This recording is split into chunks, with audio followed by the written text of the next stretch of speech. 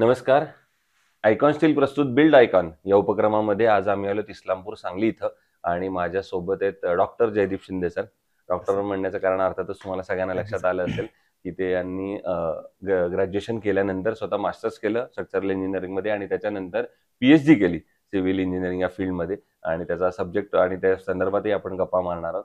आणि अर्थातच त्याच्यानंतर त्यांचा प्रवास चालू झाला. रेसिडेन्शियल प्रोजेक्ट्स, काही इन्स्टिट्यूशनल प्रोजेक्ट्स अशा याच्यावर त्यांनी काम केलं. हा सगळा एकंदर प्रवास कसा होता, आलेले त्यांना या क्षेत्रातले अनुभव कसे होते, या सगळ्या संदर्भात आपण बिल्ड आयकॉन या प्लॅटफॉर्मवर त्यांच्याशी गप्पा मारणार आहोत. सर, आपण गप्पांची इथून सुरुवात करूया.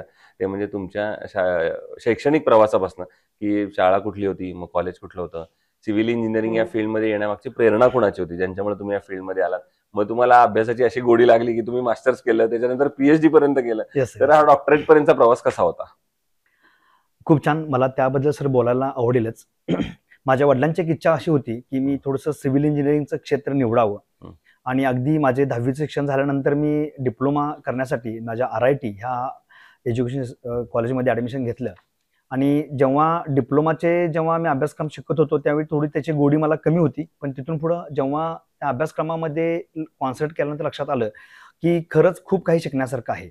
मग माझं डिप्लोमाचं शिक्षण मी माझ्या RIT ह्या महाविद्यालयातनं पूर्ण केलं. त्याच ठिकाणी मी लगेच माझे डिग्री इंजिनिअरिंगचं ॲडमिशन घेतलं आणि डिग्री इंजिनिअरिंगचं ॲडमिशन घेतल्यानंतर अगदी माझ्या थर्ड इयर इंजिनिअरिंगच्या वर्गामध्ये शिकत असताना मी अमेरिकन कॉन्क्रीट इन्स्टिट्यूटच्या कॉन्क्रीट क्यूब टेस्टमध्ये जेव्हा कॉम्पिटिशनला पार्टिसिपेट झालो आणि तेव्हा हॉटेल द लीला ह्या 5 स्टार हॉटेलमध्ये जेव्हा आम्हाला प्राइज डिस्ट्रीब्युशन सेरेमनीसाठी निवडलं गेलं, तेव्हापासून एक सुरुवात अशी झाली की आपण ह्या कॉन्क्रीट आणि थोडंसं ह्या सिव्हिल इंजिनिअरिंग क्षेत्रामध्ये आपण आपलं स्वतःचं करिअर करू शकतो.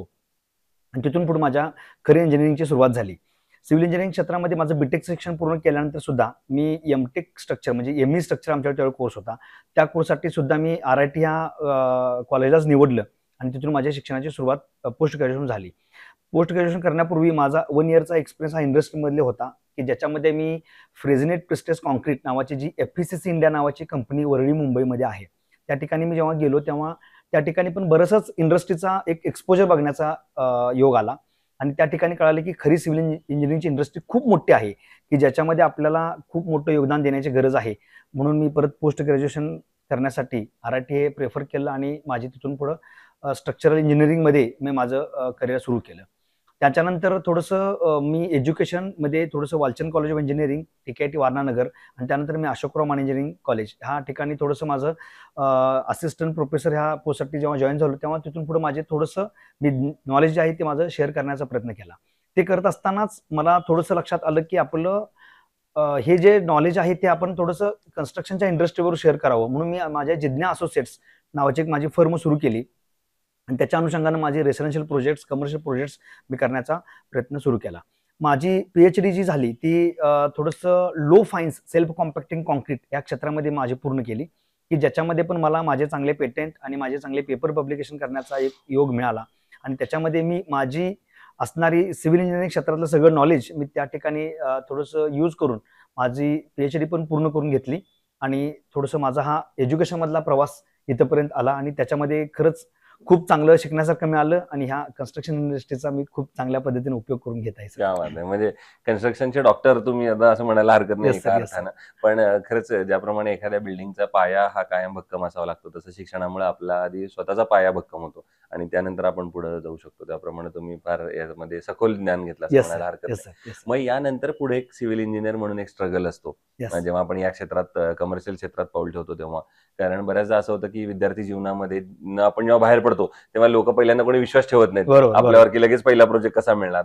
तर तो पहिला प्रोजेक्ट मिळेपर्यंतचा तुमचा प्रवास कसा होता, तेव्हा कसे अनुभव आले, कसा स्ट्रगल झाला, मग पहिला प्रोजेक्ट कुठला मिळाला, कोणाच्या रेफरन्सने मिळाला, तेव्हा काही दडपण आलं का, तो पहिल्या प्रोजेक्टची आठवण काय आहे? चांगला प्रश्न सर विचारलात. कारण जेव्हा शिक्षण पूर्ण केल्यानंतर जेव्हा खरोखरच कन्स्ट्रक्शन इंडस्ट्रीमध्ये आपण जेव्हा सहभागी झालो तेव्हा सर अगदी लाईन आउटचं ड्रॉइंग करण्यापासूनचा स्ट्रगल आहे सर. कारण त्याच्यामध्ये असं झालं की आम्ही ऑटोकॅडवरती आमच्या बिल्डिंगचे ड्रॉइंग्स बनवले, तिथून पुढे त्याचे बाकीचे स्ट्रक्चरलचे काय असेल ते अनालिसिस डिझाईन करून आम्ही त्याचे पण ड्रॉइंग प्रिपेअर केले. पण ऍक्च्युअली साईट एक्झिक्युशनमध्ये लाईन आउटचे ड्रॉइंग्स बनवून ते साईटच्या त्यावेळी आम्हाला असं वाटत होतं की आपण ऑफिसमध्ये आपल्या लॅपटॉपवरती कॉम्प्युटर केलेले ड्रॉइंग दिले की प्रॉब्लेम सॉल्व्ह झाला. पण नाहीये. ऍक्च्युली साईटवरती असणारे प्रॉब्लेम्स खूप वेगळे आहेत. ते फेस करून इव्हन दो सर माझा पहिला प्रोजेक्ट असा की मी लाईन आउटला गेलेलो, परत रिटर्न ऑफिसला येऊन मला ड्रॉइंग चेंज करायला लागलेला आहे. अच्छा. अशी माझी थोडीशी सुरुवात. मग तिथून लक्षात आलं की थोडंसं साईटचं नॉलेज, हम्म. साईटचे असणारे लेवल्स आणि साईटचे असणारे मार्जिन्स, तिथले सराउंडिंग्स हे सगळं प्रिपेअर केल्याशिवाय कधीही ड्रॉइंग साईटवरती रिलीज करायचं नाही. बरोबर. हा एक एक्सपिरियन्स थोडासा मिळाला. आणि त्यातून मग बऱ्याचशाच काही गोष्टी स्ट्रक्चरल पॉईंट ऑफ व्ह्यू असं लक्षात आलं की आपण त्याचं तिथलं स्टाटा अनालिसिस करणं गरजेचं आहे. कारण बऱ्याच वेळा आमचे फाउंडेशनचे ड्रॉइंग डिटेलिंग हे त्याच्यावरती आहे. कारण अगदी स्टीलची क्वांटिटी म्हटला तर स्टील कमी जास्त हे सगळं स्टार्टावरती अवलंबून आहे. त्यामुळे आम्ही आता इथून प्रायोरिटी अशी देतो की आम्ही साईटवरचे लाईन लेआउट्स तिथले स्टाटा अनालिसिस केल्याशिवाय शक्यतो कोणतेही अनालिसिस डिझाईन करत नाही. हा एक आमचा त्यातून मिळालेला एक अनुभव आहे. आणि पहिल्या साईट पासून जे काही गोष्टी शिकलो ते इम्प्लिमेंट करून थोडंसं प्रोग्रेस प्रमाणे त्यामध्ये इम्प्लिमेंट केलं आणि एक चांगली आज मेथॉडॉलॉजी वापरून आम्ही काम करत आहे. खरंच आहे. म्हणून त्यामुळेच आपण असं म्हणतो की पहिली साईट आपल्याला खूप काय काय शिकवत असते. बरोबर. त्याप्रमाणे तुम्हाला भरपूर त्याच्यात शिकायला मिळालं आणि तुम्ही आधी शिकलेले पण होता, त्यामुळे दोन्ही अर्थाने तुम्ही शिकलात. आता येऊया या क्षेत्रातल्या आणखीन काही प्रश्नांकडे. त्यातला एक प्रश्न असा आहे की तुम्ही आता जेव्हा स्वतः फील्डवर जात असाल, जेव्हा इतकं सगळं पुस्तकी चांगलं नॉलेज हातात घेऊन, पण जेव्हा साईटवर गेल्यावर अनस्किल्ड लेबर किंवा अकुशल कामगारांचा जेव्हा आपल्याला सामना करावा लागतो, तेव्हा त्यांना त्या गोष्टी समजावणे, सांगणे हे सुद्धा अवघड असतं. आणि अशा लोकांना काम देणं हे बऱ्याचदा धोकादायक सुद्धा ठरू शकतं. मोठी दुर्घटना सुद्धा घडू शकते. तर तुम्ही मग ती परिस्थिती कशी हाताळता साईटवर? बरोबर. बऱ्याच वेळा त्यामुळे आम्ही शक्यतो काम करत असताना शक्यतो त्या लेबरचं किंवा त्या व्यक्तींचं स्किल बघितलं शक्य आम्ही काम असायनच करत नाही. कारण बऱ्याच वेळा असं होतं की नुसतं ड्रॉइंग डिटेलिंग आपण समजून सांगून ऍक्च्युअली एक्झिक्युशन करत असताना बरेचसे प्रॉब्लेम्स, चुका त्या कामगार लोकांच्या घडतात. त्यामुळं त्या ठिकाणी आम्ही थोडंसं त्या व्यक्तीचे आधी केलेल्याचे अनुभव आणि आम्ही ड्रॉइंग समजून सांगत असताना छोटे मोठे प्रश्न विचारून आम्ही त्यातनं माहिती घेण्याचा प्रयत्न करत असतो. कारण त्या व्यक्तीनं जरी समजा एखादा व्यक्ती म्हटला की मी खूप छान स्किल्ड लेबर आहे आणि मला सगळ्या गोष्टींचं नॉलेज आहे, आम्ही छोटे मोठे प्रश्न विचारून त्यांना माहिती घेण्याचा प्रयत्न करतो की त्या व्यक्तीचा खरोखर त्यातला अनुभव आहे का. अनुभव नसेल तर त्यांना स्किल करण्याचा आमचा थोडासा प्रयत्न राहतो. पण त्या ठिकाणी सर आमची बरीचशीच एनर्जी तिथे वाया जाते. म्हणून आम्ही एक थोडासा असा प्रयत्न करतो की जरा थोडासा स्किल्ड लेबर असेल तर काम सोपं होतं, पण अनस्किल्ड लेबरांच्यावर काम करताना पण आम्ही थोडंसं त्यांना स्किल लेबरांच्या बरोबर काम करण्याचे थोडंसं हे करतो. म्हणजे माझा अनुभव असा आहे की सर मी 2-3 साईटवरचे काही लोक एका साईटवरती एकत्र आणून सुद्धा काम करण्याचा प्रयत्न केलेला आहे की ज्याच्यातून काही अनस्किल्ड लेबरना स्किल लेबरचं नॉलेज थोडंसं मिळेल आणि आमचं दिलेलं ड्रॉइंग डिटेलिंगचं काम सोपं होईल. कारण स्टील डिटेलिंग हा एक इतका मेजर प्रॉब्लेम आहे सर साईटवरती की आज सिटीमध्ये काम करण्याची पद्धत वेगळी आहे, ग्रामीण भागामध्ये काम करण्याची पद्धत वेगळी आहे. लोक दर मिळत नाहीत म्हणून बऱ्याच वेळा ड्रॉइंगला कॉम्प्रोमाइज करण्याचा प्रयत्न करतात. त्याचा अनुभव असा होता की मग सिटीमध्ये ते चालतं, मग ते त्या ठिकाणी एक्सपेक्टेड आहे, त्या ठिकाणचे इंजिनियर तिथलं प्रॉम्प्ट असतात, ते तिथं काम असं करून घेतात. म्हणून ते इथं वेगळ्या पद्धतीने प्रॅक्टिस करतो. पण नाहीये, जे ड्रॉइंग डिटेलिंग दिले त्या पद्धतीनंच आम्ही 99% काम करण्याचा प्रयत्न करतो. आणि स्किल अनस्किल मध्ये सर थोडीशी तफावत आहे. त्या ठिकाणी आम्ही थोडंसं स्किल लेबर्स आणि कुशल कामगार यांच्याकडेच बघण्याचा प्रयत्न करतो सर. हा जसा पहिला एक प्रश्न आहे अकुशल कामगारांचा, तसा त्याच्या पुढचा प्रश्न येतो मग जेव्हा आपण ग्राहकांबरोबर जेव्हा डील करतो तेव्हा तुम्ही रेसिडेन्शियल मध्ये जास्त काम केलंय म्हणून हा प्रश्न तुम्हाला आहे की बऱ्याचदा कस्टमर असं तुम्हाला बोलत असेल की मग आमचं बजेट फार कमी आहे, लिमिटेड आहे, आता एवढ्याच बजेटमध्ये हे घर बसवा. आणि मग अशा वेळेला एक इंजिनियर म्हणून तुमची जबाबदारी असते की आपण कायम दर्जेदार चांगलं घर द्यावं आणि ते बघून आपल्याला पुढची कामं मिळणार असतात. तर मग अशा वेळेला बजेट आणि दर्जा या दोन्हीचा समतोल मग तुम्ही कसा राखता?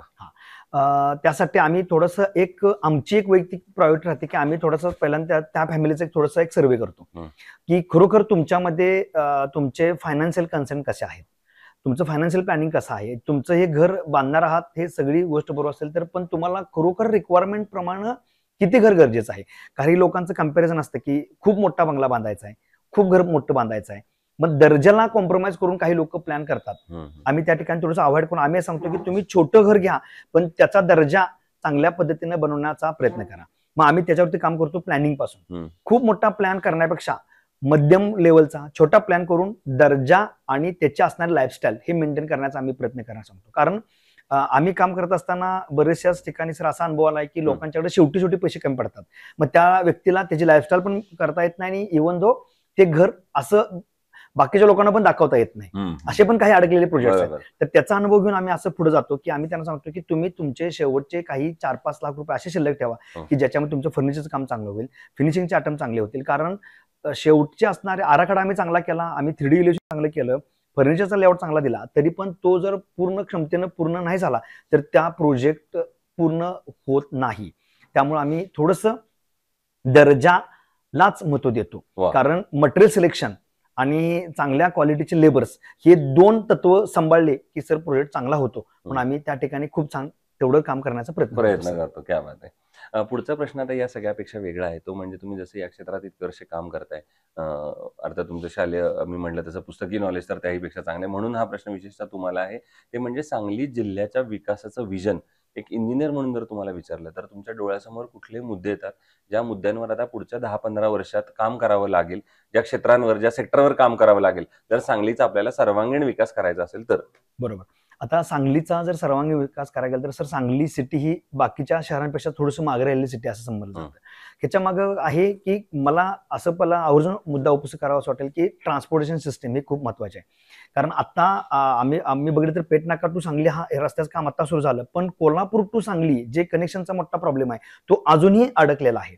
त्यामुळं जोपर्यंत इन्फ्रा डेव्हलप होत नाही, आजही बऱ्याचशा लोकांचा प्रश्न आहे की अजून इन्फ्रास्ट्रक्चर डेव्हलपमेंटला अजून लोक आमची प्रायोरिटी देत नाहीत. तर माझं असं पहिल्यांदा असं मत मला मुद्दा उपस्थित करावा वाटतो की त्या ठिकाणी रोड डेव्हलपमेंट आणि इन्फ्रास्ट्रक्चर डेव्हलपमेंटचा आम्हाला एक पहिल्यांदा सर्वांगीण विकासामध्ये गृहीत धरावं लागेल. दुसरा सर्वात मोठाचा प्रश्न आहे की सर तो पाण्याचा प्रश्न आहे. कारण सांगलीमधला थोडासा भाग 30% भाग असा आहे तर तो सर दुष्काळी भाग म्हणून समजला जातो की ज्याच्यामध्ये आता पाण्याच्या व्यवस्थापनाचा जर विचार करायला गेला तर सिव्हिल इंजिनिअरिंग प्रोजेक्टमध्ये त्या ठिकाणच्या काही जमिनी वेगळ्या प्रोजेक्टसाठी कन्सिडर करून त्या ठिकाणची डेव्हलपमेंट आज करणं गरजेचं आहे. हा झाला दुसरा मुद्दा. तिसरा मुद्दा एक येतोय की सर बाकीच्या शहरामध्ये आज IT सारखा एक IT हब तयार व्हायला लागलेला आहे. काही ठिकाणी सर आज AI सारख्या मोठ्या इंडस्ट्रीज आज यायला लागलेल्या आहेत.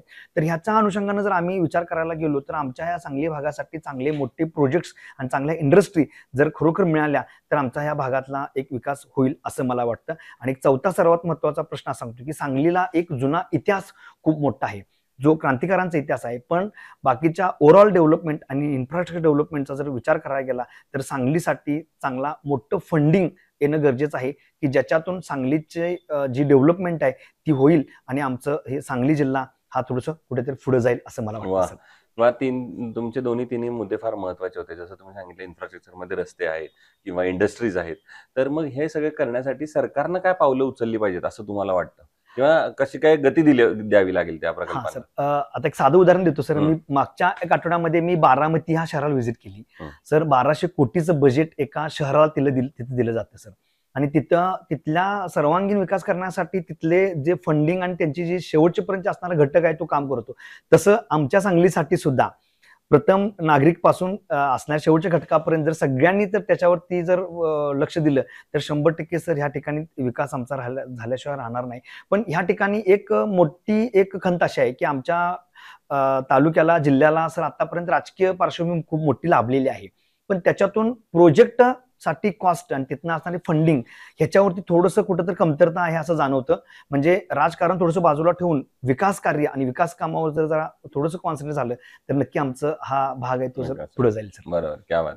आता एक अवघड प्रश्न असा आहे तुमच्यासाठी की इतके प्रोजेक्ट केल्यानंतर त्यातला एकच प्रोजेक्ट निवडायची वेळ आली जो तुमचा आयकॉनिक प्रोजेक्ट आहे, जो प्रोजेक्टनं तुम्हाला नाव दिली, ओळख दिली, जो करताना तुम्हाला स्वतःला आनंद, अभिमान वाटला, तर तो प्रोजेक्ट कुठला आणि त्या प्रोजेक्टची काय स्पेशालिटी सांगाल? हा सर. सर ह्याच्यामध्ये मी थोडंसं आवर्जून सांगू असं इच्छितो की आम्ही आमच्या आष्टा शहरामध्ये ओम बाल रुग्णालय आणि ओम हॉस्पिटल अशा नावाची जी बिल्डिंग पूर्ण केली की ज्याच्यामध्ये मला चॅलेंजिंग टास्क असा होता की ज्याच्यामध्ये आम्हाला कमर्शियल आणि रेसिडेन्शियलचं कॉम्बिनेशन करायचं होतं. कारण ते दोघंही भाऊ डॉक्टर ह्या पेशंट असल्यामुळे त्यांची बेसिक रिक्वायरमेंट होती की आम्हाला तिथे हॉस्पिटल करायचं आहे. पण हॉस्पिटलला कनेक्टिव्हिटी आहे ती हॉस्पिटॅलिटीची आहे की ज्याच्यामध्ये डॉक्टर हे पूर्ण टाइम रेसिडेन्ससाठी असावेत आणि त्यांची फॅमिली पण डिस्टर्ब नाही झाली पाहिजे. तर त्याच्या अनुषंगानं आम्ही ते रुग्णालय आणि ते हॉस्पिटल बनवण्याचा जेव्हा प्रयत्न केला त्यावेळी आम्ही कमर्शियल आणि रेसिडेन्शियल ह्या दोन कन्सेंट जेव्हा आम्ही एकत्र काम करण्याचा जेव्हा प्रयत्न केला तेव्हा आम्हाला सर चॅलेंजिंग टास्क मिळाला. कारण बिल्डिंग डिझाईन करत असताना सुद्धा पब्लिक बिल्डिंग आणि रेसिडेन्शियल बिल्डिंग ह्या दोन्हीचं लोड कन्सिडरेशन करून आम्हाला तिथली बिल्डिंग डिझाईन करावं लागेल, त्याचा आराखडा तयार करावा लागला. आणि तो आराखडा तयार केल्यानंतर तिथं असणाऱ्या पार्किंगची सुविधा, तिथं असणाऱ्याची रोड डेव्हलपमेंट, तिथं असणाऱ्या लेवल्स, ह्याचा सगळ्याचा विचार करून, कारण ती जेव्हा आम्हाला साईट मिळाली सर, त्या ठिकाणी बरंच अष्टाग भागातलं थोडंसं पाणी हे त्या साईटच्या अवतीभोवती साठत होतं. पण आम्हाला पहिल्यांदा सर ड्रेनेज सिस्टीमवरती पण थोडंसं तिथं पहिल्यांदा काम करावं लागलं. त्या सिस्टीम नंतर आम्हाला मग तिथल्या असणाऱ्या रेसिडेन्शियल कमर्शियल लेवलला जेव्हा आम्ही काम केलं, त्यानंतर लक्षात आलं की ती बिल्डिंग आता पूर्ण झाल्यानंतर सगळ्या लोकांना एक सॅटिस्फॅक्शन फील येतं. कारण रेसिडेन्शियलमध्ये डॉक्टरांच्या त्या रेसिडेन्शियल बिल्डिंगला कुठलंही त्यांना डिस्टर्ब होत नाही, आणि हॉस्पिटलला पण जे असणारे जे पेशंट येतात त्यांच्या बाकीच्या सुविधा तिथे मिळतात, त्या कमी वेळेत आम्ही देण्याचा त्यांना प्रयत्न केला. म्हणजे आम्ही हॉरिझॉन्टल सर्क्युलेशन ॲज वेल एज व्हर्टिकल सर्क्युलेशन ह्या दोन्हीचा व्यवस्थित फायदा करून आम्ही ते तयार केलं, आणि आम्हाला आमच्या अष्टभागात आणि पंचक्रोशी भागात हॉस्पिटलचं मध्ये आम्हाला एक वेगळं नाव मिळालं. आणि तिथून पुढे सर मला 1-2 चांगल्या हॉस्पिटलची पण कामं मिळालीत, आणि तिथून पुढे एक त्या लाईन मध्ये पण असणारं वाढत निघालं, माझं नाव हे चांगलं झालं. क्या बात. आता एक दुसरा प्रश्न म्हणजे कन्स्ट्रक्शन मध्ये जेव्हा स्टील निवडायची वेळ येते तेव्हा तुम्ही काय पॅरामीटर्स बघता, काय गुणवैशिष्ट्य बघता स्टीलची, आणि मग ठरवता की हे स्टील चांगलं आहे, हे वापरलं पाहिजे? बरोबर, चांगला प्रश्न विचारला सर. कारण मी जालन्यामधल्या आतापर्यंत 2 वेगवेगळ्या स्टीलच्या प्लॅन्टला व्हिजिट केलेले आहेत. कारण आम्ही तिथंपर्यंत जाऊन ऍक्च्युली मॅन्युफॅक्चरिंग काय होतं आणि नेमकं आम्ही काय बघायला पाहिजे ह्याचा विचार केल्यानंतर तिथं गेल्यानंतर असं लक्षात आलं की जर त्या सळीमधला जर सल्फरचा कंटेंट, कार्बनचा कंटेंट हा जसं कमी करायसाठी काम करायला पाहिजे, त्याच्यानुसार मॅन्युफॅक्चरिंग मध्ये काय पद्धतीचं त्यांचं काम चालतं हे आम्ही ऑब्झर्व्ह केलेलं आहे सर. आणि हे ऑब्झर्व्ह केल्यानंतर असं लक्षात येतं की आपण फक्त कंपनीच्या नावावरती किंवा त्यांच्या पब्लिसिटीवरती जाऊन चालणार नाही, आपल्याला जावं लागेल त्या कंपनीच्या मॅन्युफॅक्चरिंगच्या गुणवत्तेवर. तर त्यासाठी आम्ही आता सर FE 500 जे स्टील होते आता ते 500, 550 आणि 550D हा जो आता आलेला जो टेक्निकल पॅरामीटर आहे आम्ही त्याला थोडीशी आता प्रायोरिटी द्यायला लागलोय. कारण आम्हाला त्या लक्षात आलंय की FE 550D हे जर स्टील आपण थोडंसं वापरलं तर त्याचा फायदा हे आमच्या प्रोजेक्टला होत आहे, त्याच्या डिझाईन अनालिसिसमध्ये त्याच्या पॅरामीटरमध्ये फरक पडत आहे, आणि आम्ही तिथं त्याची डक्टिलिटी, त्याच्या असणारं बेंडिंगसाठी आणि इलॉंगेशन ह्या थोड्याशा बेसिक प्रायोरिटीवरती आम्ही काम करतो. आणि त्यांचा सर आम्ही थोडंसं प्रॉपर्टीचा चार्ट बघितल्याशिवाय आम्ही शक्यतो स्टीलची निवड करत नाही. मग आयकॉन स्टील तुम्ही आजपर्यंत कधी वापरलंय का कुठल्या प्रोजेक्टवर, आणि तुमचा अनुभव प्रॉडक्ट म्हणून आणि सर्व्हिस म्हणून कसा होता? हा सर, मी माझ्या जवळपास आता 3-4 प्रोजेक्टला आयकॉन स्टील वापरलेलं आहे सर. आयकॉन स्टीलची सर्व्हिस खूप चांगली आहे, कारण आयकॉन स्टीलची आम्हाला कमतरता कधी जाणवली नाही सर. म्हणजे बऱ्याच वेळा काय होतं की आमचं काम चालू असताना काही वेळा स्टीलची क्वांटिटी ही कमी जास्त प्रमाणात लागू शकते, तर त्यावेळी आम्हाला एकदम कमी असलेल्या क्वांटिटीमध्ये पण आयकॉनकडनं आम्हाला सळी उपलब्ध झालेली आहे. इव्हन दो त्यांचे असणारे टेक्निकल असिस्टंट यांची पण व्हिजिट मिळालेली आहे सर. म्हणजे इतर वेळी काय होतं की बऱ्याचशा कंपन्यांचं असं होतं की कंपनीकडनं स्टील मिळाले पण त्यांचा फॉलोअप नाही, पण आम्हाला त्यांच्याकडून टेक्निकल गायडन्स सुद्धा साईटवरती येऊन मिळालेला आहे. मग त्याच्यामध्ये आम्ही आमचे काही टेक्निकल प्रॉब्लेम्स पण त्या एक्झिक्युटिव्हकडून आम्ही सॉल्व्ह करण्याचा प्रयत्न केलेला आहे. त्यामुळं आयकॉन स्टीलचा आमचा असलेला अनुभव खूप छान असून त्यांच्याकडून आम्हाला मिळणारी जी सर्व्हिस आहे जी खूप छान आहे सर, असं मला चांगलं वाटतं. आणि आता अगदी शेवटचा प्रश्न ते म्हणजे या क्षेत्रात आता जी तरुण मुलं येतात, जी फ्रेशर्स येतात, ज्यांचं पहिलंच पाऊल या आता क्षेत्रात इंजिनियर म्हणून पडणारे तुमच्यासारखं ज्यांना वाटचाल यशस्वी करायची, तर त्यांच्यासाठी तुम्ही एक सिनियर म्हणून एक एक्सपिरियन्स पर्सन म्हणून काय सल्ला द्याल? ठीक आहे सर, खूप चांगला प्रश्न विचारला. काय होतं की सर माझे गायडिंग सेशन्स बरेचसे होत असतात. मग मी त्यात अदानी सिमेंटनी मला एक अशी प्रायोरिटी दिली की इंजिनियर्स मीटमध्ये मला सहभागी होण्याची संधी दिलेली. त्याच्याबरोबर आता आयकॉन स्टील बरोबर पण आता काम करत असताना काही गोष्टी अशा जाणवल्या की नवीन येणाऱ्या सिव्हिल इंजिनियर्सनी पहिल्यांदा आपल्या असणाऱ्या बेसिक नॉलेजवरती जरा फोकस करणं गरजेचं आहे. कारण ड्रॉइंग डिटेलिंग बरोबर सर आज बार बेंडिंग शेड्यूल सारखे काही जे आमचे शेड्युलिंग असतात त्याच्यामध्ये विद्यार्थ्यांची कमतरता खूप जाणवते असं वाटतं. आमच्या भागातला सर विद्यार्थी अजून किंवा जो नवीन जो व्यक्ती आहे तो थोडंसं शटरिंग वरती सुद्धा सर काम करत नाहीये. तर शटरिंग डिटेलिंग, शटरिंग ड्रॉइंग हे पण त्यांनी जरा थोडंसं ऑब्झर्व्ह करून तिथं असणाऱ्या काही उणिवा त्या जर आपण पहिल्यांदा बारकावा करून जर पूर्ण केल्या तर होणारं आपलं कॉन्क्रिटिंगचं काम, होणारं स्टीलचा त्याचा उपयोग हे खूप छान आहे. त्यामुळं बेसिक नॉलेजच्या बरोबर त्या विद्यार्थ्यांनी थोडंसं शटरिंग ड्रॉइंग, बार बेंडिंग शेड्यूल आणि बेसिक असणारे कन्सेप्ट थोडेसे क्लिअर करून जर मार्केटमध्ये इंडस्ट्रीमध्ये उतरले तर खरंच खूप छान पद्धतीनं सर आपलं नाव होऊ शकतं. ह्याचं कारण एकच आहे सर, कारण आज युट्यूबच्या माध्यमातून आज लोकांना चांगले 3D व्ह्यूज मिळालेले आहेत सर. चांगले बिल्डिंगचे प्लॅन मिळायला लागलेत. लोकांना असं वाटतं की माझा हा प्लॅन आला की असा व्हावा, हा 3D असा की माझ्या इमिजिएटली माझ्या साईटवरती हे सगळं काम व्हावं. पण बऱ्याच वेळा त्या गोष्टी आपल्या प्रॅक्टिकल गोष्टीसाठी फिजिबल नाही आहेत. त्यासाठी तिथल्या साईड सिच्युएशन सुद्धा नुसार आपल्याला अभ्यास करून जर नाव मिळवलं तर 100% ह्या नवीन तरुणांना त्यांचं योगदान देऊन त्यांचं एक नवीन नाव मिळवण्यासाठी मदत प्रयत्न होईल. करता येईल. क्या बात आहे. सो हे होते डॉक्टर जयदीप शिंदे सर, आणि ज्याप्रमाणे आपण डॉक्टरकडे गेल्यावर त्यांचा सल्ला ऐकतो त्याप्रमाणे डॉक्टर साहेबांचा सल्ला फार महत्वाचा होता. या क्षेत्रात ज्या तरुण मुलं आता जी येणार आहेत त्यांनी हे सगळ्या नॉलेजचा बेस आधी आपला पक्का करणं फार महत्वाचं आहे. या क्षेत्रात अर्थात अपॉर्च्युनिटी अनलिमिटेड आहेत. तुम्ही कराल तेवढे काम आणि संधी आहेत. पुन्हा एकदा आपले मनपूर्ण आभार. Yes, sir. आणि भविष्यात सुद्धा असेच आयकॉनिक प्रोजेक्टची निर्मिती आपल्या हातून घडावी याच आयकॉन स्टील तर्फे मनपूर्वक Yes, sir. शुभेच्छा. Sir, thank you very much. धन्यवाद.